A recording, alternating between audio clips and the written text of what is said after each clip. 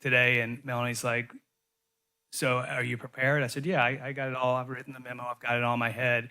And she goes, oh, great. And so she put these slides together, and thank you for that, because I think they're going to be really good visuals to help us. So that's just a little piece of how I think the staff covers each other at Soquel Creek Water District. So what you see in front of you in our GI, yeah, it's a team effort. I'm sure there was multiple people, but I think you kicked it off. So it happens all the time, and this is just a good example I can present.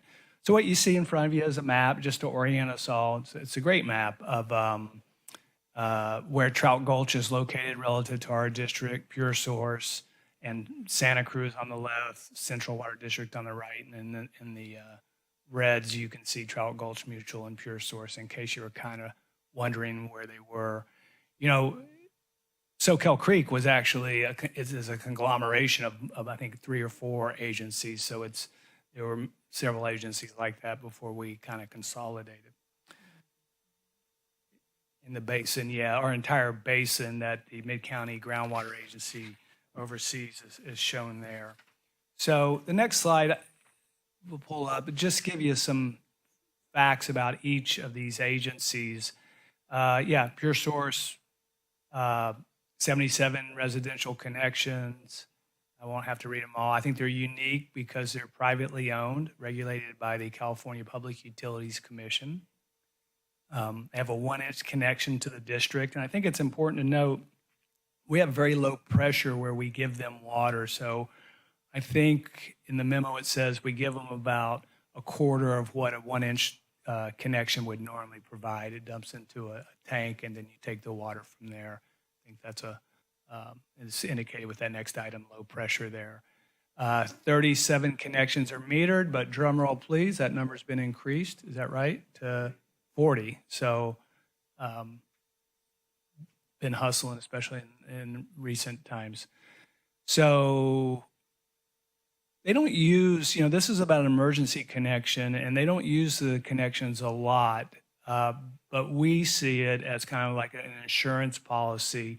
The value is not so much in the use, but in the availability to have it if they need it. And there's a cost burden by our ratepayers to be able to provide, keep our system where it should be to be able to do that. Now, Martin, I'm going to pause there. I think you had a handout that you wanted to provide. Okay, so let's not forget that when you get up to speak. And if you want to do it now, we can provide that out. Melanie, can you help? Since Taj is not there, I thought he was going to hand it out. Okay.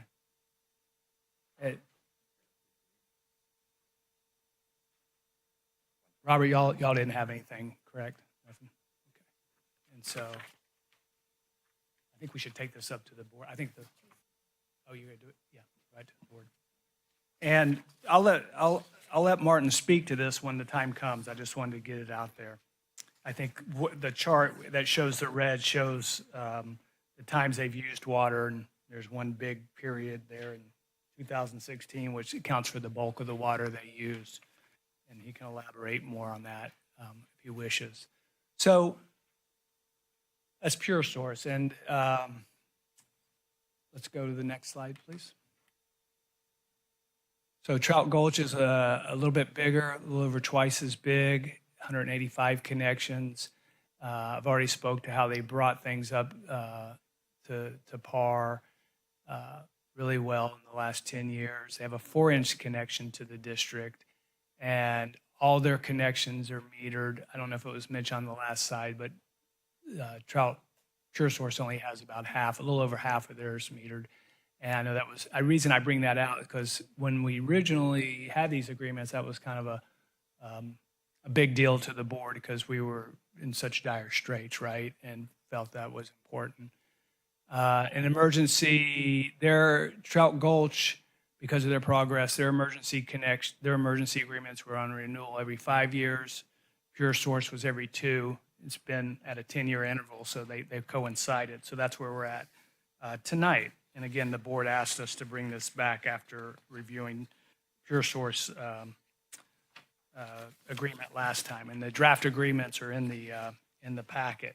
So, let's go to the next slide, please. So, Trout Gulch is a little bit bigger, a little over twice as big, 185 connections. I've already spoke to how they brought things up to par really well in the last 10 years. They have a 4-inch connection to the district, and all their connections are metered. I don't know if it was mentioned on the last slide, but when we originally had these agreements, that was kind of a big deal to the board because we were in such dire straits, right? And felt that was important. An emergency, the staff looked at this in many ways. We had lots of conversations. There's different perspectives. I think there's many ways that one could make an argument to way this should be costed or that sort of thing. One, the typical thing is we have a certain size connection with somebody. We charge them a certain amount through Prop 218, but this differs for several reasons.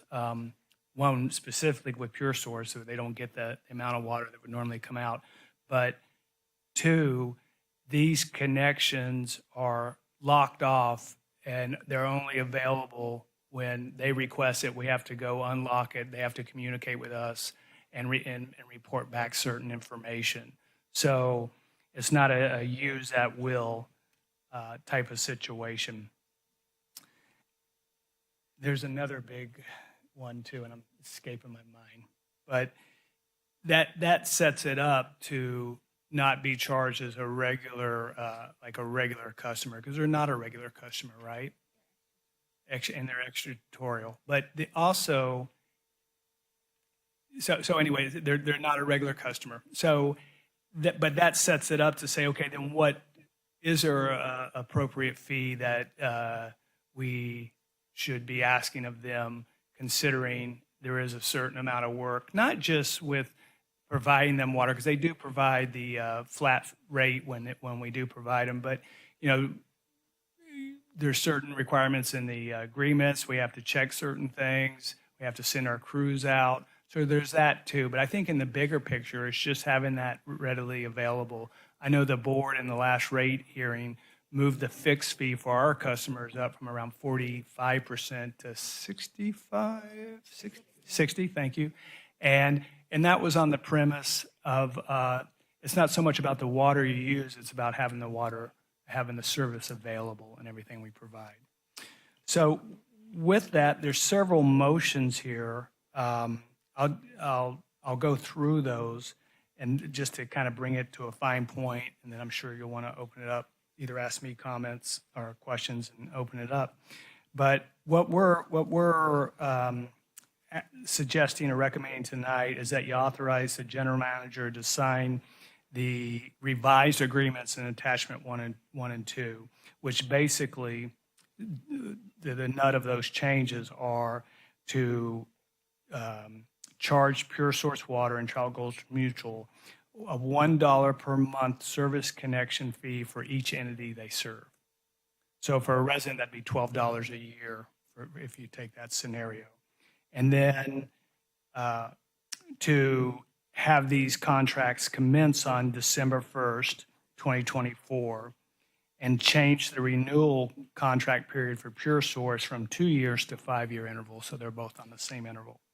So if that's not something that the direction you want to go, well, first of all, we also direct you to direct us to work with them to address a billing frequency. So I'm sure our accounting firms can sort that out, whether it's monthly, yearly, or whatever.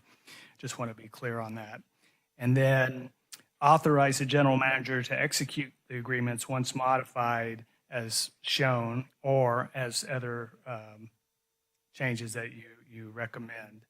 And then 4, authorize, we don't have that available?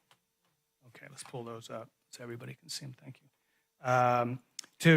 Because if we're going to December 1st, to authorize the general manager, which will be, Melanie, to approve an extension of the current unmodified contracts through November 30th, right? So we all know we have these, the current one will apply till December 1st if we go this way. And then authorize the general manager to execute them and revisit the fee. And that's number 5 is an or. Authorize the general manager to execute the agreements without noted modifications and then revisit it in 2 years. Or the last item is propose something different. So you got 3 kind of categories, right? The $1 a month, the do nothing, or propose something different. So I'll stop there. Be glad to answer any questions. Okay, thank you. Why don't we first have public comment? Yeah. And I'm not going to limit it to 2 minutes. So is there public comment? Yeah, this is the time for y'all to come on up. Yeah. And thank you for honoring that. They asked, I said if they were going to be constrained to 2 minutes, and I thought that you might want to take a different approach. Oh, yeah. I can do it in probably 6. But thank you all. And thank you to Ron, you, and Melanie and your staff for meeting with us and involving us in this process. Appreciate that. As far as the chart that I got here for you that I brought out on page 1, the reason I included this is previous years we've had our intertie usage shown as part of the board packet. And I thought that it stood out to me when I looked at it that 2016 was a huge year for us in using the intertie, and the rest of the years where they weren't. And I apologize, at the bottom of chart 1 there, 2022 and 2024 have an imperceptible red line because there's a tiny little bit of use, but on that scale, it doesn't really show. Sorry, just catching up with where I was here. Over 18 years, we've used 1.7 million gallons, but 80% of that was in that 2016 year. We use gallons for everything, but the graph here is in units. So out of 2,234 units used total, the bulk of that 1,795 was in 2016. Over the past 4 years, we've actually only used the intertie as a precautionary measure while we made repairs to the middle portion of our system. The way it's set up, we can pump water in from the intertie and make a repair in the middle and use valves to isolate so that we can just have fewer numbers of people turned off while we make the repair. We have a 2,500 gallon tank at the intertie, but in none of the past 4 years have we used more than 1,000 gallons from the intertie, which means we actually didn't need to use it at all.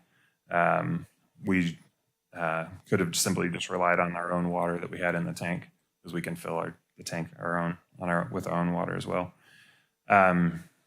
So from an operator standpoint, we were just being prudent in case things didn't go as planned during the repair. But as wearing the manager's hat, I kind of wish we hadn't activated it, so I could tell you we hadn't used the intertie at all during the past 4 years.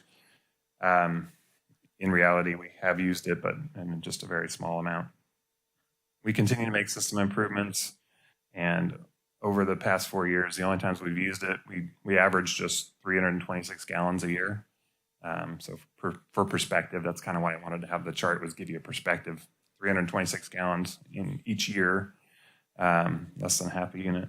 So that averages 4 gallons per household for our customers during the last 2 cycles of our renewing this agreement. We actively seek out and repair leaks where we don't have meters yet. We listen periodically at service connections for leaks. Twice in recent years, we also paid a professional company to do a full system leak investigation for us.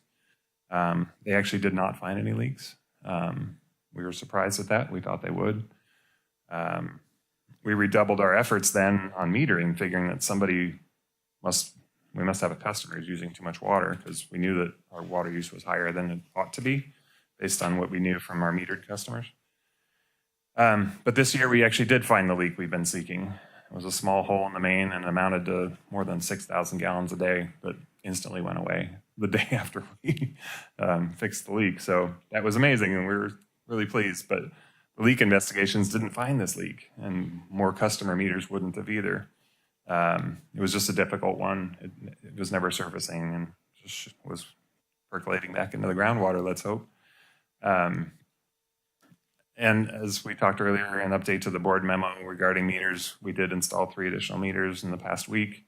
I didn't just all load them right before this meeting, it seems like it, but we had these 2 scheduled, and then I actually got a call on Sunday night saying our water won't shut off all the way and we need to replace the valve at our house. Can you come out? And so I came out on yesterday and installed another meter. So anyway, we're now at 52%, 40 out of 77 connections. If you flip over to the other side, chart 2 shows our rate of meter installations. We increased from 1 connection in 2018 to 9 last year. and keeping our current pace, will be fully metered by the end of 2028. And that's what I propose doing, is keeping 8 or 9 meters a year until we're done. We do those all ourselves. You know, Ron introduced us as the owners and the operators of Pure Source. We are the entire Pure Source. And you'll notice I'm wearing my engineering shirt because I have to have a different job to supplement my water habit, because we don't make a lot of money running a water system. So let's see. So yes, we've been increasing that, and we'll get fully metered by the end of 2028 at this rate. Love to do it sooner if we can come up with resources to do that. The deadline imposed by SB 552 for full metering is 2032. We disagree with the proposed monthly standby charge of $77 per month. We recommend charging us the 5/8 meter charge because that's about, we're actually not quite getting a full 5/8 meter service at our connection, but we recommend charging us that $80.44 in any month that we use water from the district, in addition to the water quantity charges as we normally do. That would include the 1 month each year when we turn on the intertie for the required testing and inspection, as well as any other months that we request that the meter be activated. The reason we oppose the recommendation by staff is that the proposed service charge is almost the same as you charge for a regular residential 5/8 water meter. And those folks use water on a regular basis. We have a 1-inch meter, but it provides less, as I said, provides less than typical 5/8 flow. Your typical full price customers use large amounts of water every month. They don't have to request permission to use the water. They don't have to come before the board every 2 years. They don't have to create water conservation plans, and they pay a lower rate per unit than we pay. Charging us nearly your standard water monthly service rate with extra restrictions and requirements, and then charging a higher quantity charge doesn't seem equitable to us at all. Because this is an emergency intertie, the district doesn't have to develop capacity for us. The intertie tapped into an existing line, so there's no additional piping for you to maintain. And the other costs associated with the air gap, or inspecting the air gap, turning on the water, and maintaining the meters should be covered easily by the paying for the service in the months that we do use water. I probably spent 20 hours or more over the past few months discussing the intertie with your staff, preparing for this meeting. I probably could have installed 3 more meters during that amount of time, or looked for more leaks. We support the recommendation to increase the term of our agreement to 5 years to reduce the burden on both of our systems, just so we don't have to talk about this quite so often. We don't think, however, that it would make sense to revisit our fee in 2 years, as suggested by possible board action number 5. Seems like we just stick to the 5 years. $77 or times 12 months amounts to $924. That's the cost to purchase about 4.5 meters for us. Charging us for the intertie that we try desperately not to use only delays us getting our system fully metered. It's a negligible contribution to your budget, but it has a big impact on our system finances. While we're privately owned by Jennifer and I, we're not driven by profit. Any funds left over after our typical expenses are used to improve the system, mostly by installing meters and fixing leaks. We have increased our rates significantly over the years and put those funds to improving quality and reliability and reducing water use through conservation and water loss reduction efforts. I believe our water use is actually kind of on par with the district, despite not being fully metered yet. Since repairing that leak in May, our June, July, and August, midsummer, full system production, that's what we actually extract from the ground, averaged 67 gallons per person per day. Our average metered customer use during those months was only 46.4, which seems pretty good number for summer. These numbers are slightly better than the ones in the board packet because I included August, so it's slightly different, but even August was less than June and July. And this is without having metered rates. So I believe our customers are cautious about their usage. We certainly chime it in every newsletter and talk about it every time we see people. And And I believe our system is well maintained, especially given the challenges imposed by our size. I mean, we're just this tiny little system and doesn't fit well within the big parameters that the world wants us to exist in. Again, I hope that you will support charging us the 5/8" metered connection fee of $80.44 in any month that we ask that the intertie be activated. I can take any Right. questions. Thank you. Well, I think it might be best that we hear from both, because the agreement's similar for both, and wanted to hear what Chalco Neutral says, and then we'll open it up to the board for questions. And hopefully you can answer questions as well as our staff. I'm assuming you guys want to talk. All right.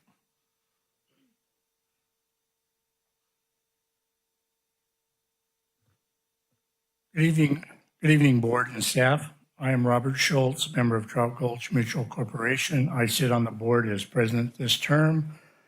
I've been a homeowner in Aptos for 40 years, being served by Mar Vista Water and now TGW, which acquired Mar Vista starting in 2007 and finishing in 2008. The first item of business when we purchased Mar Vista was to approach Soquel Water for an intertie in 2008, which was installed and paid for solely by TGW. All the annual backflow tests are paid for by TGW. Over the 14 years the intertie has been in place, we have used the intertie a total of 8 times. The first time was to test to see if the intertie, of course, even worked.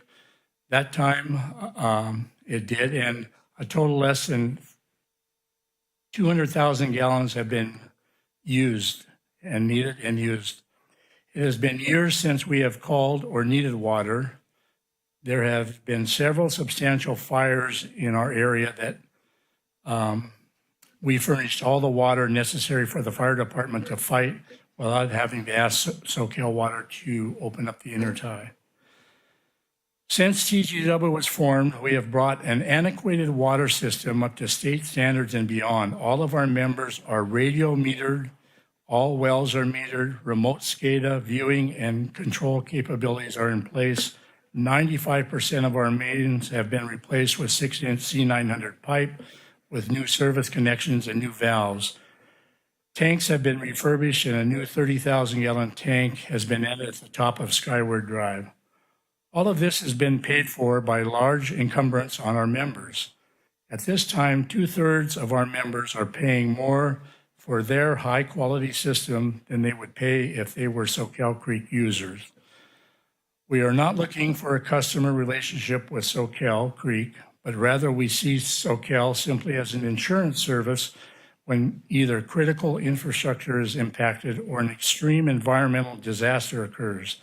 As such, we do not consider ourselves to be treated equitably when approach is the same as it might be for a Soquel Creek customer. And with that, I'll turn it over to my vice president. Thank you, Robert. And thank you, Martin, too, for your presentation. So I kind of like Martin's idea that when we use water, that we pay for the water, we pay for the cost already for someone to come out. A meter charge at that point might be appropriate. But it is the case that the last time we used the intertie at all was more than 5 years ago. So this is an insurance policy like your umbrella policy. You hope you never need to use it. And we're pretty successful at not using it. Our board is not looking, our board is looking for a consideration for the fact that we have spent the money that we have to get the system in a situation where it fully meets state standards and beyond. And the cost of that system is quite burdensome on our members.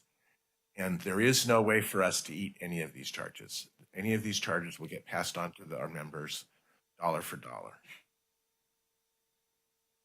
All right, thank you. Is there any more public comment? No. All right. We need a motion to close public? No. Yeah. Okay. All right. So, yeah, I've got questions as well, but go ahead. Mine isn't so much a question, it's just, I heard both of the district and red that, they haven't had to use it very often.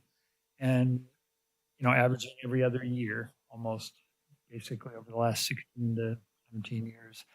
And so that's great. And I also feel like we have people in our district, it was mentioned that people use a lot of water, but we have people in our district that don't use much, but they still have to pay a fee to have that water available in case of an emergency.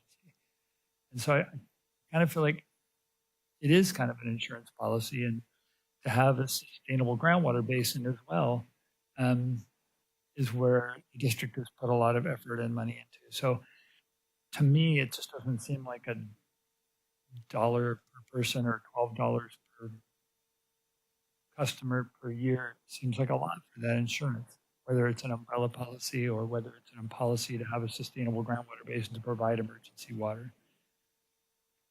Okay. Any other directors, questions or comments? I had a couple comments. Number one, I just wanted to remind ourselves that our district is fully funded by our ratepayers. So when the district has to pay administration, transport, and infrastructure costs, we are in fact carrying the smaller water entities. I wanted to also point out that I did quite a bit of research, spent many days talking to comparable water districts that are in the exact same situation as we're talking about this evening. The others have really paved this road before us. So just for an example, there's the North Gualala Water District in Mendocino County. They carry emergency services, water service connections with smaller entities, and they charge between $10 and $30 per customer connection. Also, Cayugas Water District in SLO charges between $5 and $20 per customer connection. This is per month. This is all what we're talking about per month. The Monterey Peninsula Water charges between $5 and $15 per month per customer. The Cambria Community Services District in SLO charges between $5 and $15. So I think that we could agree that $1 is a symbolic value here.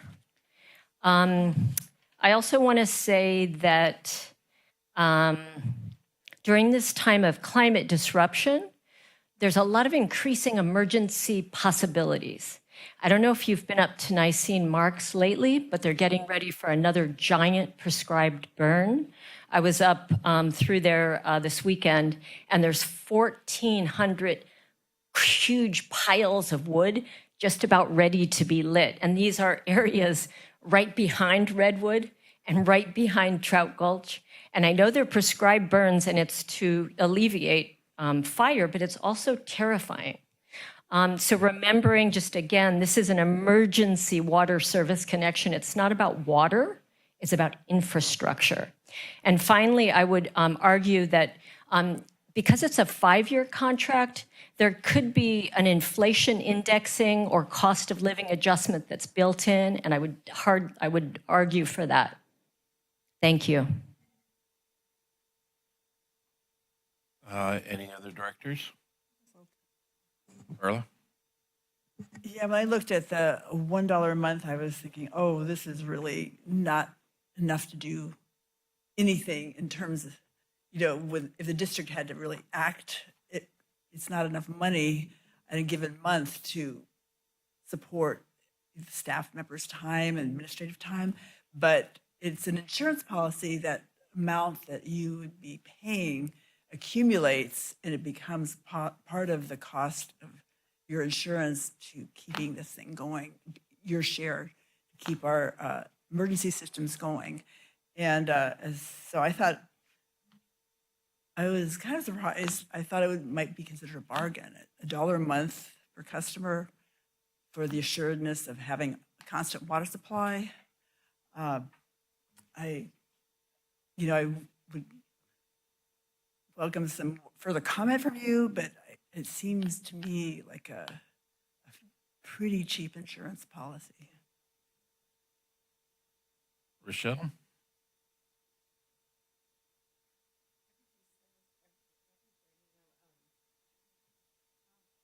Say something with the microphone on. Yeah, I can see both sides.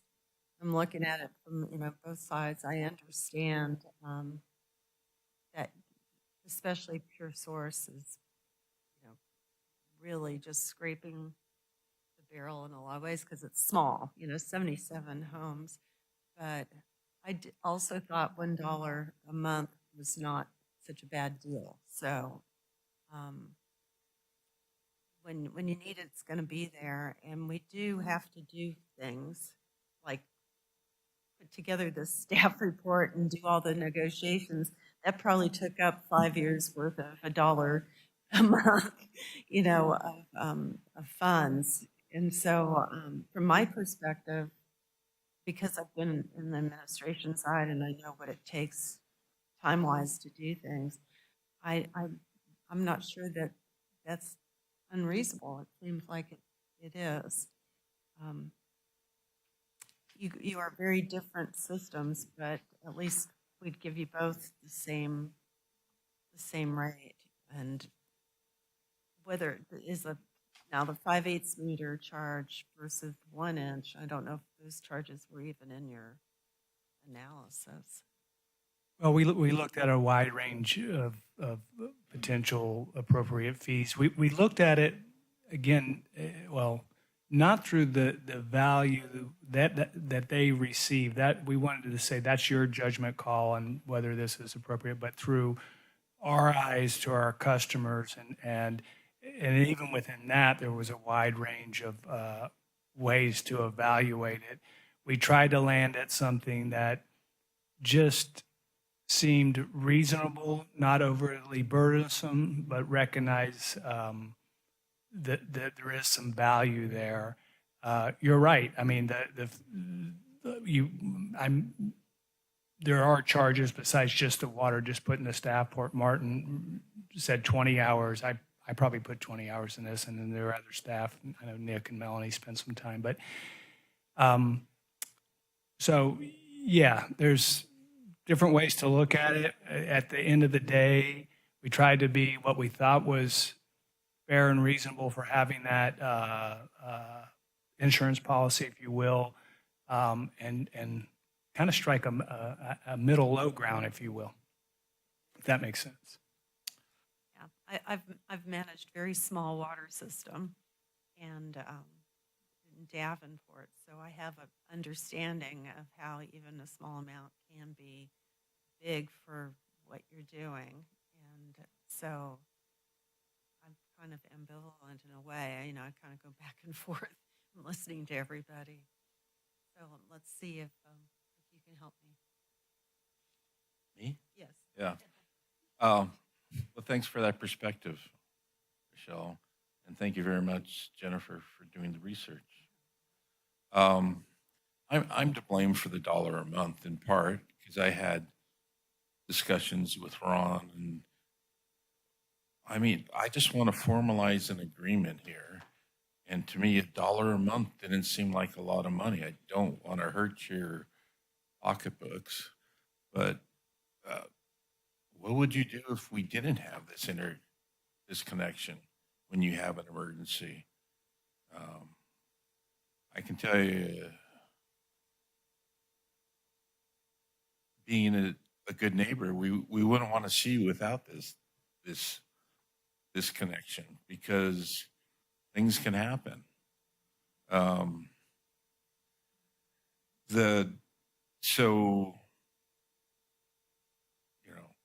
Our normal customers, Martin talked about charging for just when they use it.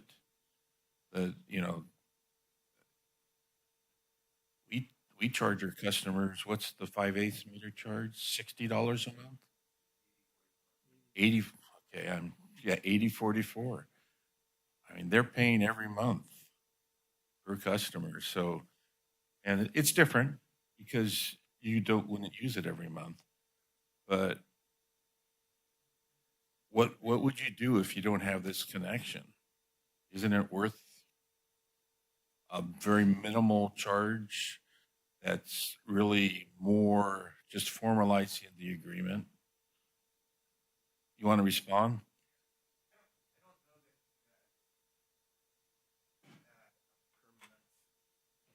Per month charge is out of the question. I'm not. I like Martin's suggestion. Sorry to say that. I mean, I think a per month charge, for all the reasons that you said, makes some sense. And so the question is, it is a dollar for dollar. We're changing the rates for our members. Understood. There's no question about it. And it, as Bob mentioned, our fixed rates are high because it took a lot to turn this 5-mile system into something that wasn't disgusting. Mm-hmm. And so our members are already quite burdened by the per month fee. I mean, you can look online. It's $100 a month right now for our users, $101 a month. It's actually $202 every 2 months that they're currently having to pay in fixed fees. And whatever we agree to, that's going in that. Mm-hmm. So, And you don't charge for capacity if they use more water. oh no, of course we do. Okay, 4 tiers. Yeah, we're completely metered. We have 4 tiers. Our high end tiers are quite high, and it happens to be that our members are paying more for water. Most of our members are paying more for their water already than they would under your rate structure. So, I mean, that's the challenge. We're not saying we won't pay a per month rate. Okay. But we'd like it to be as low as possible. I understand. If I didn't make that clear. I understand. Yeah, go ahead. I think you make an interesting point that strikes me like, and you guys have done a great job, by the way. I want to compliment you on the way you've upgraded that system.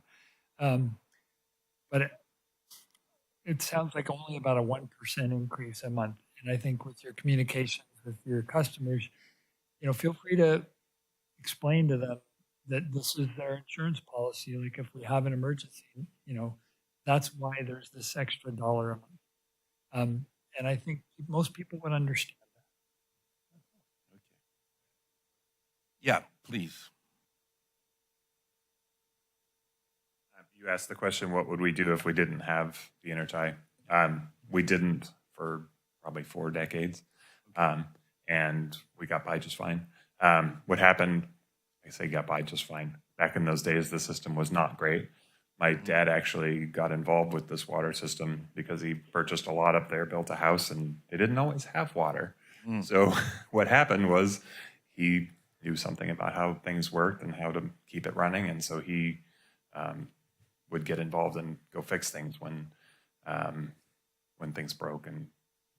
But what happens is basically in the case of like the last 4 years, when we would just not pressurize those zones.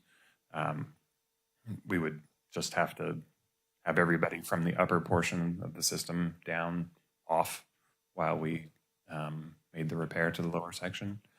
I would also consider if I didn't have this intertie, putting a larger tank at the bottom of our system. Because we don't have a lot of customers and we do have good communication with them, we can actually say, hey, we're doing this thing today. Try not to use water. Don't wash your car today. Do laundry another day. People are fine with it. They're like, yeah, great. Literally, I'm out there with a shovel, so they all know us. We wave. I know half of my customers by name, so that's what we would do. Is we would just get by. The reality is, we all think that water is critical, important infrastructure, and it is on a big long-term perspective basis. But on a day-to-day basis, you can do without water for, several hours while a repair gets made or something like that. We just try and keep the water main pressurized because it's better for, avoiding having bacteria come in and that sort of thing. I don't want to have anybody's water out. That's why I chose to activate the intertide to make repairs. And I wanted to not do it so that I could say we didn't use the intertide, but it just makes sense as an It operator. cost hardly anything to do that. Yeah. So that was good. But The director said, what about a fire? If you're. we can't get enough water from you guys through our intertide to make a dent in a fire. 16 gallons a minute's nothing. I mean, Okay. in my experience, we were actually adjacent to the CZU fire. It was 3 feet from my garage. We had fire tanks on the property adjacent to us. I'm adjacent to a retreat center. Fire department didn't use them. There was one tank they did pull from, and I think that they would pull from our main tanks if we needed it. But I mean, I believe the intertie is a great asset for us to have. The whole premise of this discussion with Ron and Melanie was just making it equitable. And I think I heard several times, $1 a month. It's $1 a month per customer, so it's really $77. And my issue was comparing the $77 a month to your typical customer who pays $80.44, but has no restrictions on how they use the water. If there was an option for us to just be a residential customer, pay $80.44, never have to come in and plead our case and use the water anytime we felt made sense, I'd probably go for that option to avoid the hassle, the conflict, the discussions, all that. But to say that it's equitable when we use almost no water, we have all these restrictions. We have to. I think one of the things Ron didn't mention was that when we are actually using the intertie, we have to have emergency water use restrictions in place. So we have to ask our customers, hey, be careful, don't use any more water than you have to, only flush, if it's yellow, let it mellow, that kind of thing. We have to, ask for emergency conservation measures while we're using the water. And, as far as the actual burden to the district, I see the only significant burden is these discussions.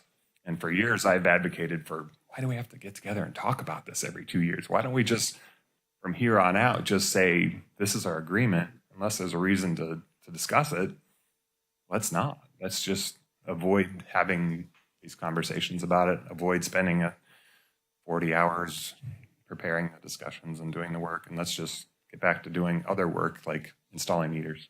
So thank you for answering the question. All right. I don't think there's any more need for you. I'm ready to make a motion. Okay. Tom? So I'm going to make the motion 1 and 2 and 3. Okay, so 1, 2, and 3. So you're not doing 4 where you reopen things. Nope, I'm fine. Oh, 4 too, yeah. That's 4. Sorry, including 5 is- 4. Yes, because that just carries us through to November 30th.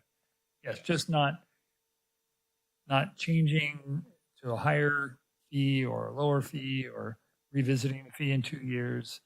I think this is a compromise. I think on what it could be and what other and thank you, Jennifer, for looking that up. But what other districts would charge? I think it's good for everyone in the district that gets water at any time to be contributing to our sustainability. So anyway, so 1 through 4. And in 3, if Just a Pure Source or Trail Coach doesn't want to do it, then they don't have to, right? That's what 3 says, that basically execute the agreements once modified as described.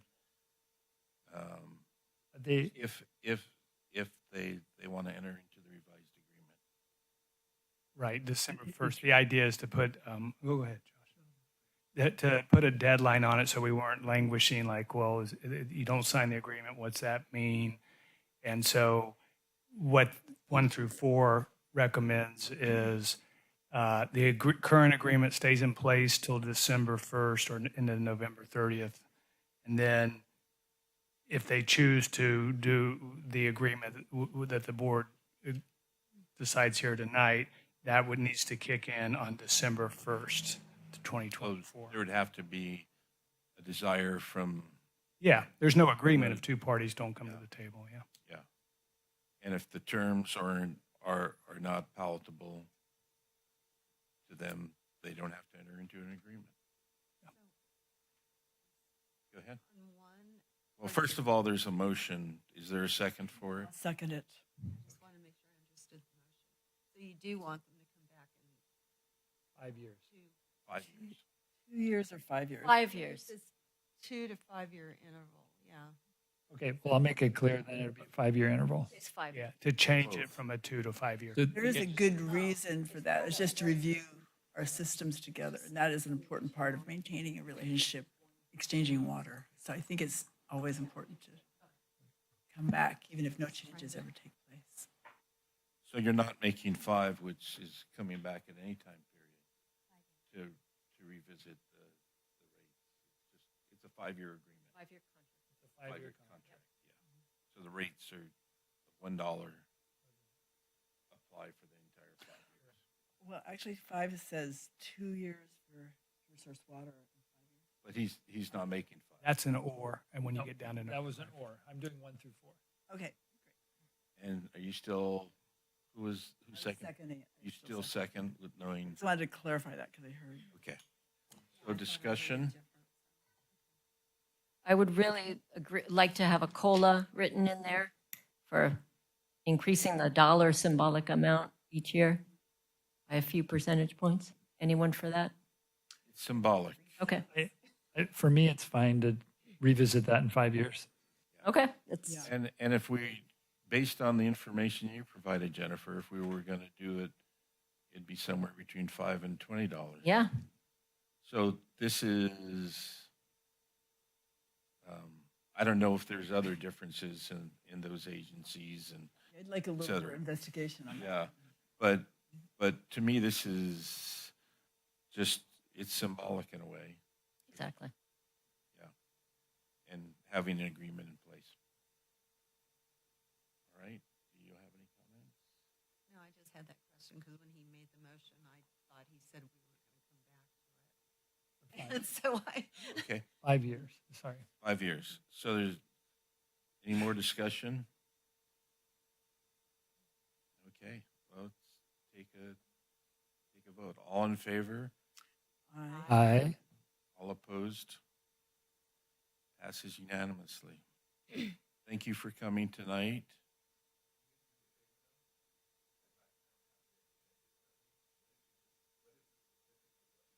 Exactly what we talked about, the dollar per month $1 per month per per person, person. per connection, 5-year agreement. Oh, wait, And I would suggest it one-time deal at the end of the year or something. President Jaffe, yes.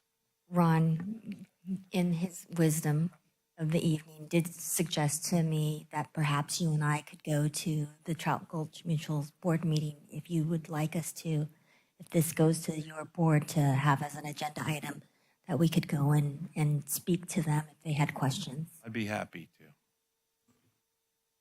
And likewise for Pure Source as well.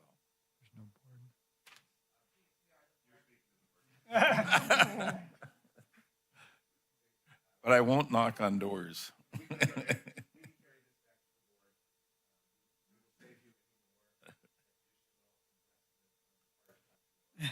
Okay.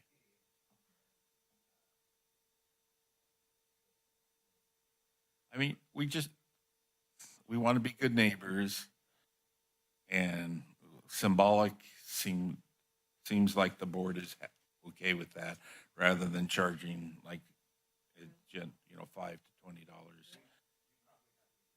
Okay. All right. Thank you for coming tonight. Thank you for coming. And Martin, thank you for continuing to update the system and This was very useful, the information you provided.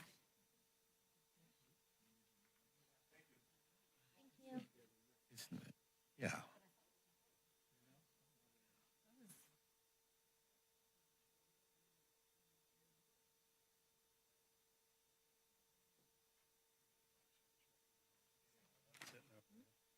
So that brings us to another Ron item.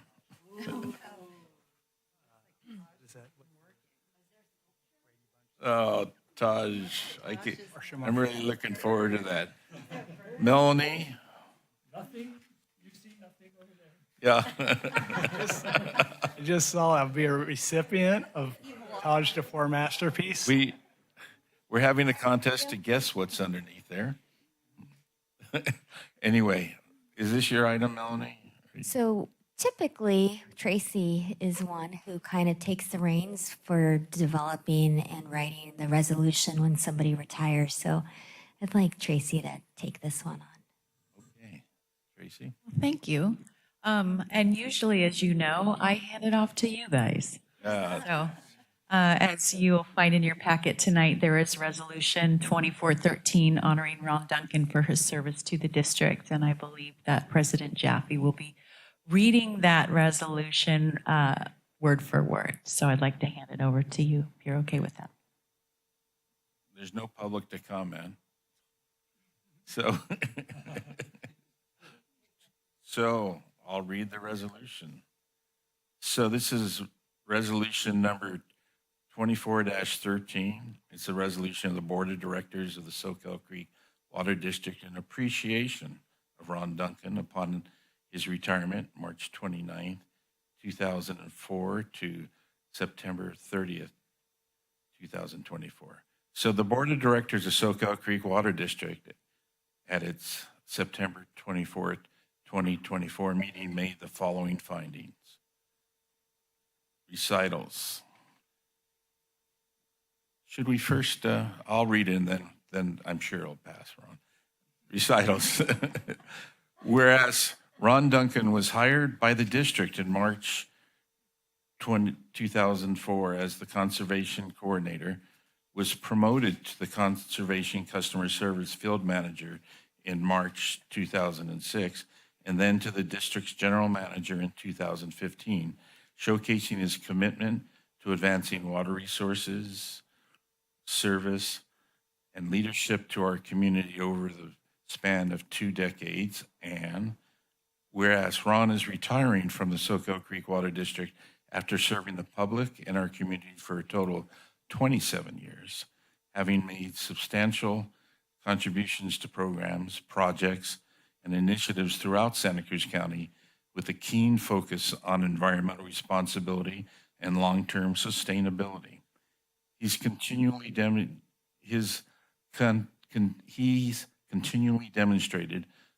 a think outside of the box mentality, implementing many new technologies, creative program ideas, and solutions which have greatly benefited the community by providing a variety of beneficial tools and resources. And whereas Ron has been a driving force behind the Pure Water Soquel PWS project aimed at replenishing the Santa Cruz Mid-County groundwater basin, reducing ocean discharge, creating a seawater intrusion barrier, and promoting sustainable water management, which exemplifies his commitment to protecting our region's coastal ecosystem and showcases his broad vision and action-oriented style. And whereas Ron's leadership in both the district's PWS project and the Santa Cruz Mid-County Groundwater Agency played a key role in developing the region's groundwater sustainability plan, the first to be approved by the state of California, ensuring the future of our community with a reliable, drought-resistant water supply while protecting the critically endangered groundwater basin. And whereas Ron inspires his staff and generates trust by always making time to listen and providing guidance and resources when needed. He fosters a management style that promotes thoughtful and efficient decision-making, recognizing that any mistakes that are made provide an opportunity for learning, growth and future improvement and not making the same mistake twice. He is a kind spirit and respected professional with an innate sense that few leaders are able to master, giving his team the autonomy to shine while still holding everyone accountable.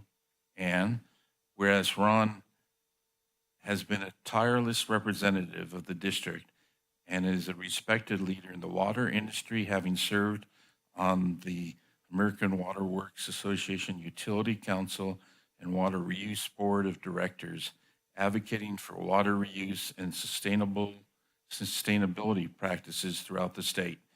He is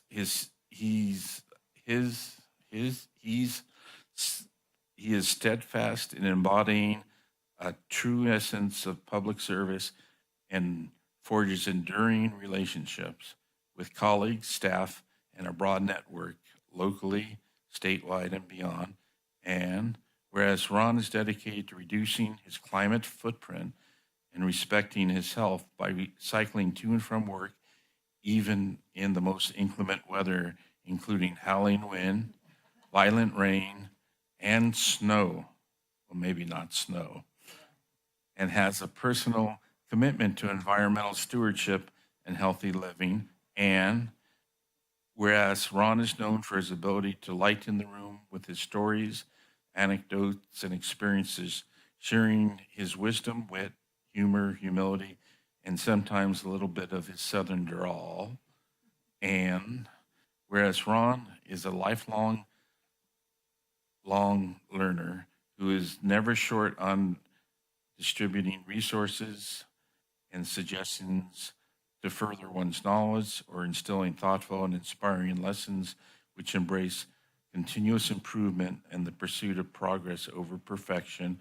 And whereas Ron will forever be remembered for his half vegetable pot pie cooking in the break room toaster oven.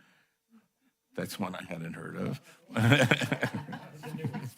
And whereas Ron has been the bastion of the Soquel Creek Water District's step toward the future, his positive legacy on the district will be felt for many years to come. And now, therefore, be it resolved by the Board of Directors of the Soquel Creek Water District that Ron Duncan is hereby recognized for his leadership, his dedication to the district for over 20 years, and to his countless contributions to the district, the community, the greater water community of California. We all join in extending our sincere appreciation for his loyalty, leadership, and years of service as we wish him an adventure-filled and well-deserved retirement. Thank you, Ron. Thank you. And we better pass this. That was a mouthful. Can I make the motion that we pass this? I Or you wanna- certainly, yeah. There's no public.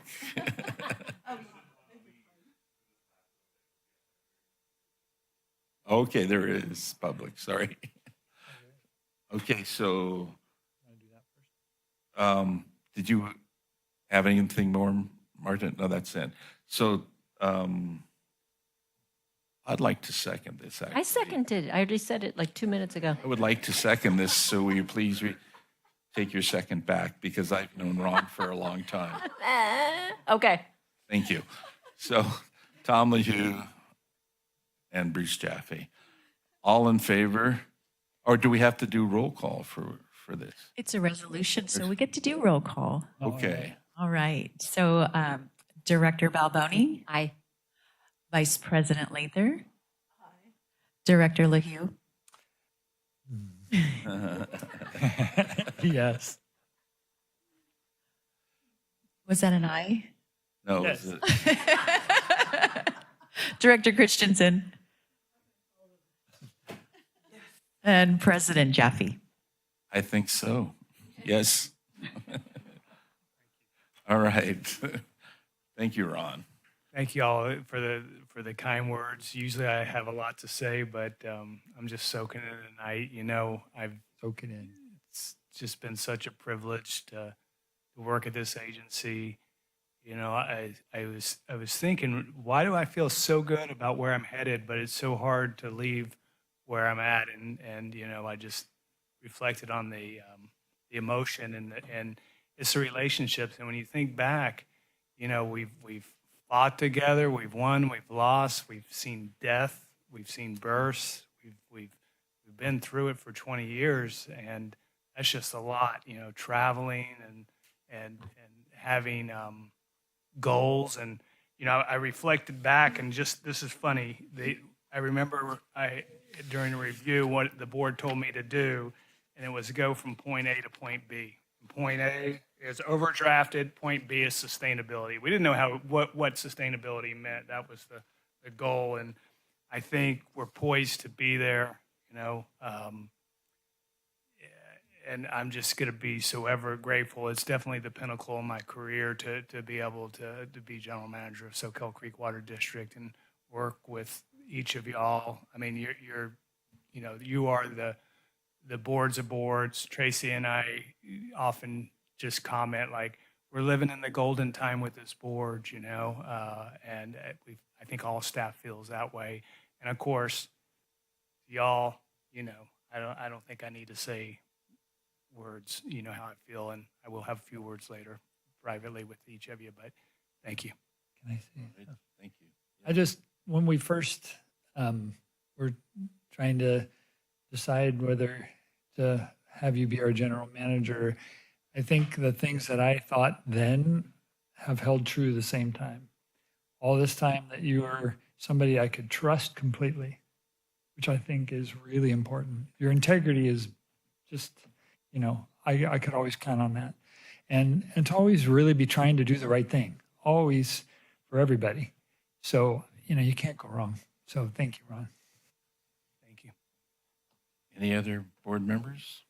Sure. You know, I was new. I've only been on the board 10 years.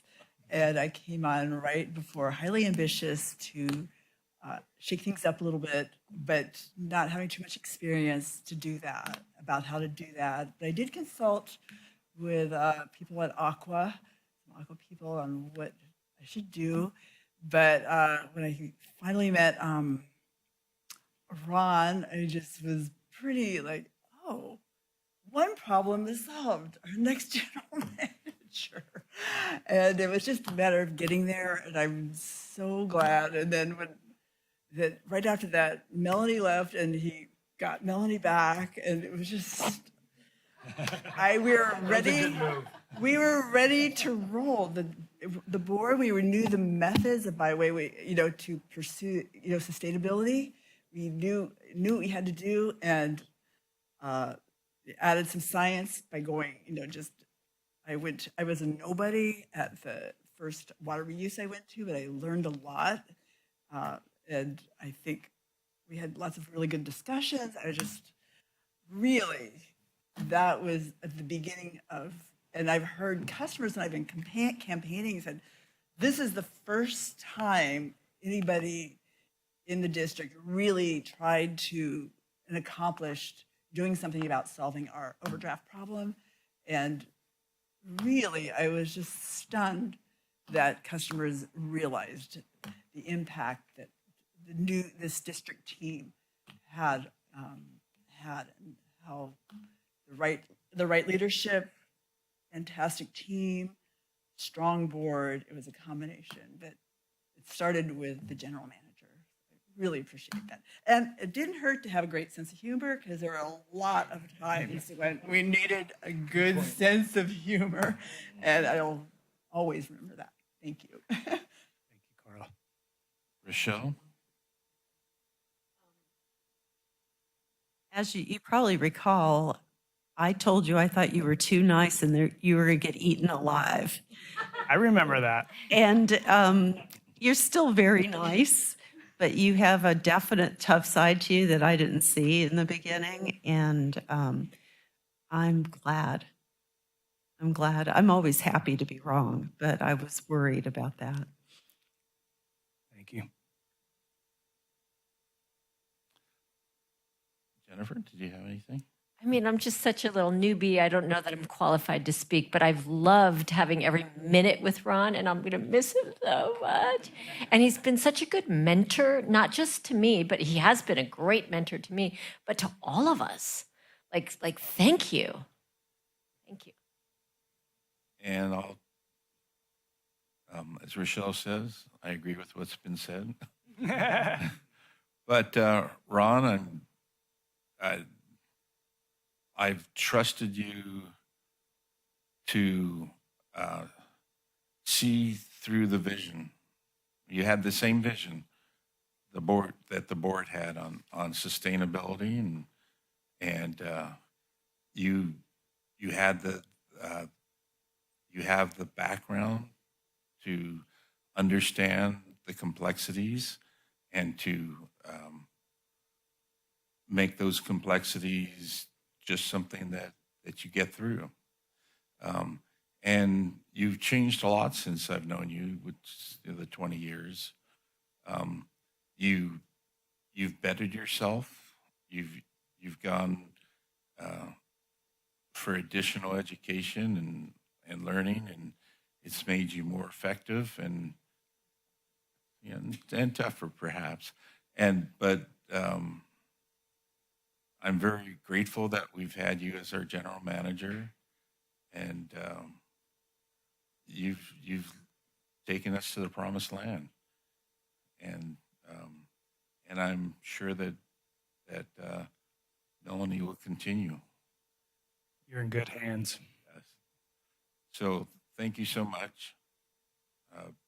Appreciate your, you do the job of general manager, but you also live it. I mean, it's more than a job for you. And the district, the customers, the board, all benefit from that. So thank you. Thank you. Thank you. Well, the night has a couple more things. We do have a short video, and also I think it's a good time for Taj to present his retirement creation. I've been hoping maybe something. And Martin and Jennifer, you guys have to see this. So this is kind of a tradition that Taj has done in terms of creating special things when people retire.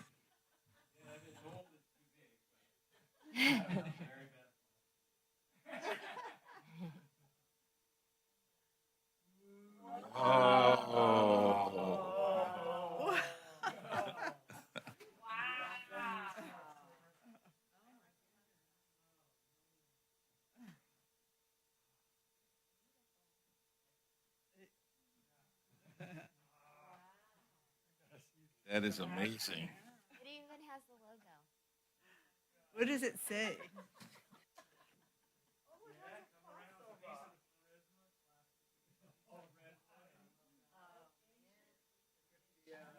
the whole history of the district.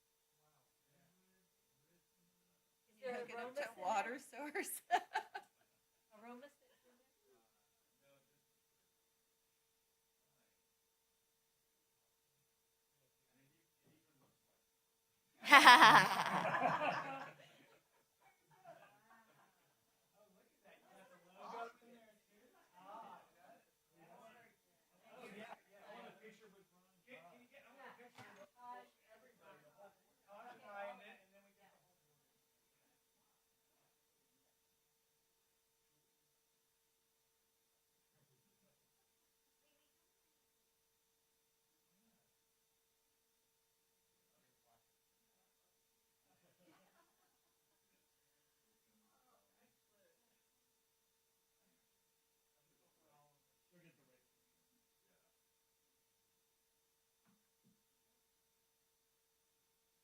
Is that for your bedside table? It's a clock too?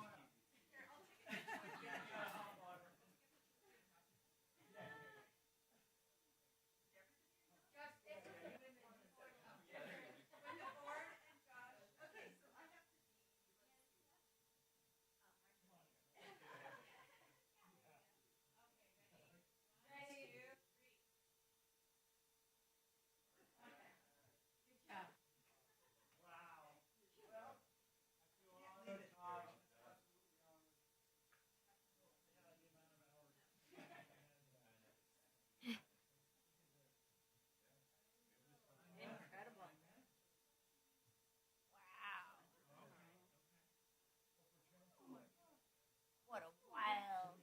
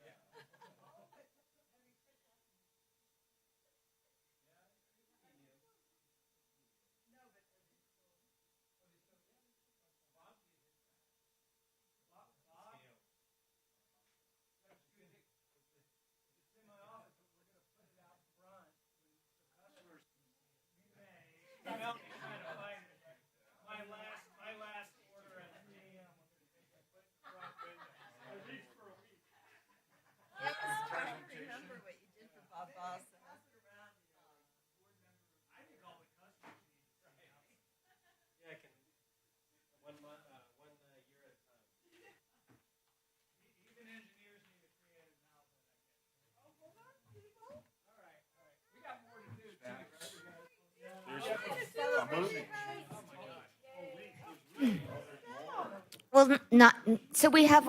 Oops, hold on. I think it's starting.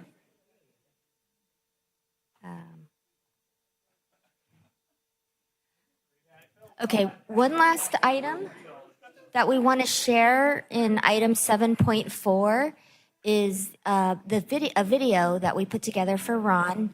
Okay. It's okay. No, we're ready. We are ready for snacks. Yeah, let's Sure, just like a movie, right? Yeah. She has movie snacks.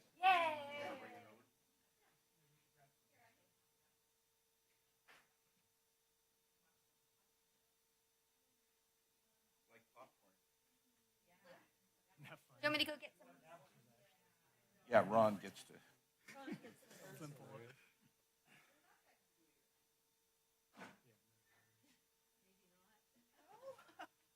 If you don't eat it tonight,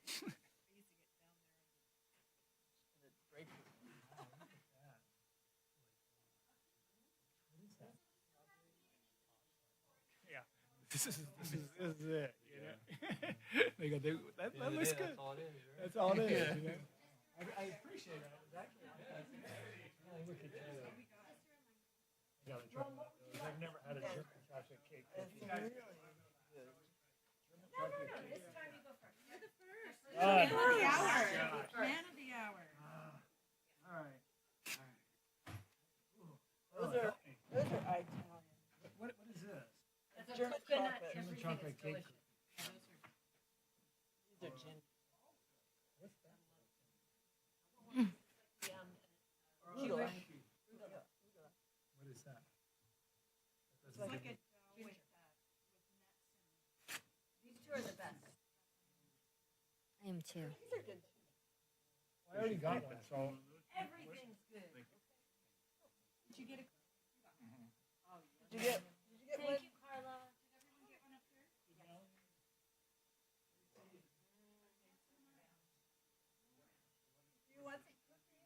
Yes, I know. Yes, I am. Thank you.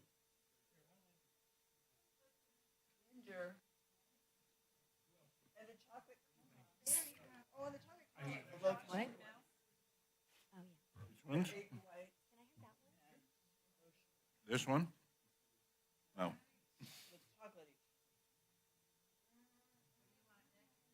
Just egg whites. I love those ones. Oh, you know what that one's called, Josh? It's called the coma cookie. Oh, Right? I don't know. So good.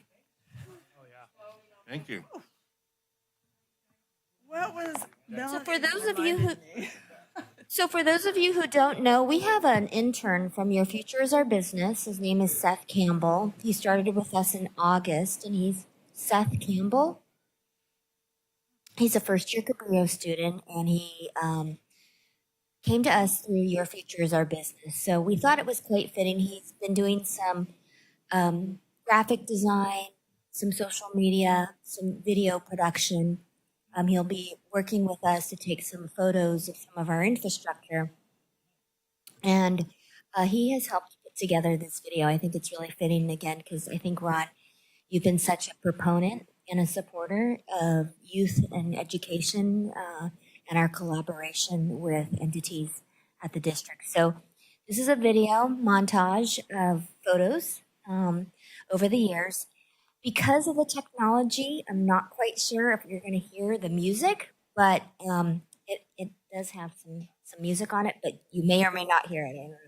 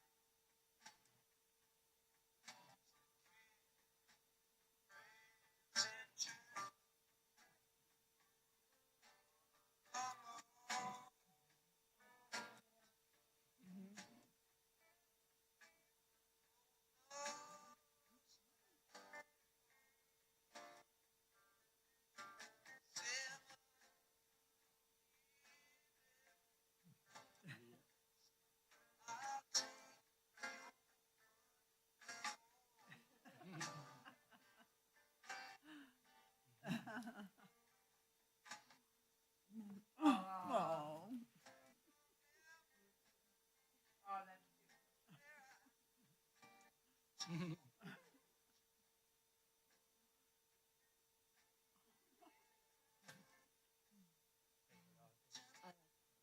Very impressive. Oh, sorry. Double. Very bad.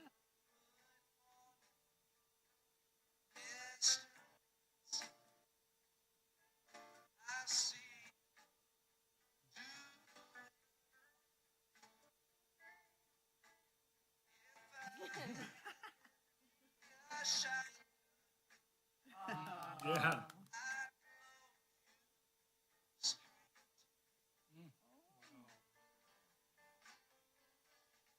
Oh, and a baby.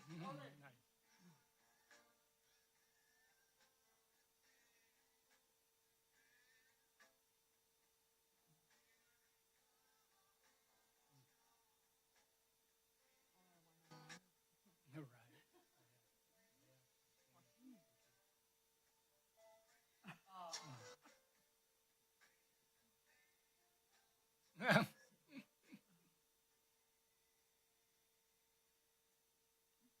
Is that another?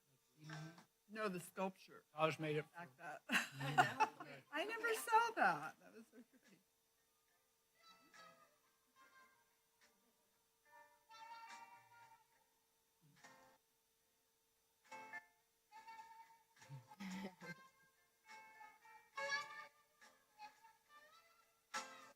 Remember,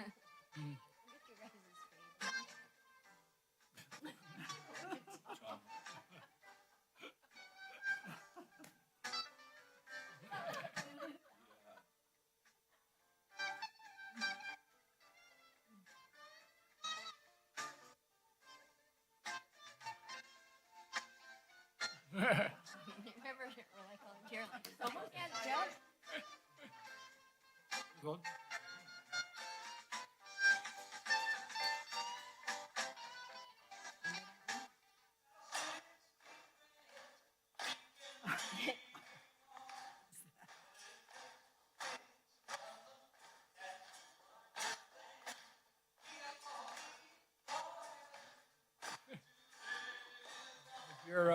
Pure water, Oh, Soquel. yeah, I remember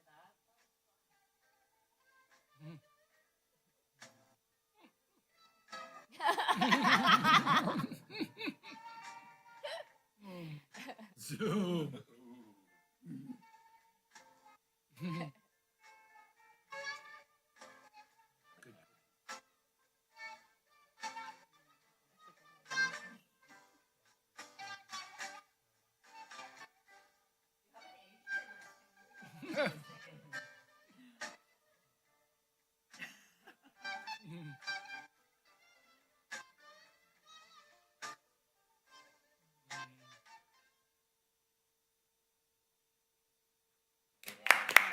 Yay. Wow. Yeah. Too bad we have to go into closed session.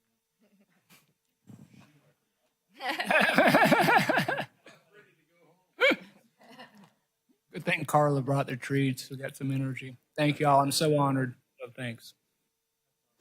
Ooh. All right. So we'll go to closed session. I'll let. Yeah.